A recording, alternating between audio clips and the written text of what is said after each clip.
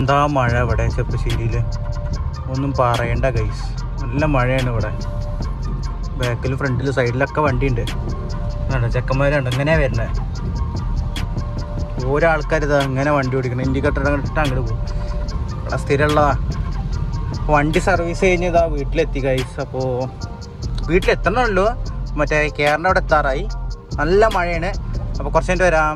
അടിപൊളിയാക്കിയാണ് road. ഇപ്പം കൊണ്ടടിച്ചെന്നാ, നല്ല റോഡായിക്കണം guys. എന്താ വണ്ടി ഇറക്കാം. ഓണ സെലിബ്രേഷനാണ്. അവിടെ ആൾക്കാരൊക്കെ നിന്ന് ഫോട്ടോ എടുക്കാൻ നിൽക്കണം. കണ്ടോ, ഇഷ്ടം പോലെ ആൾക്കാരുണ്ട്. ഒക്കെ സൗണ്ട് ഇരിക്കാനല്ലോ.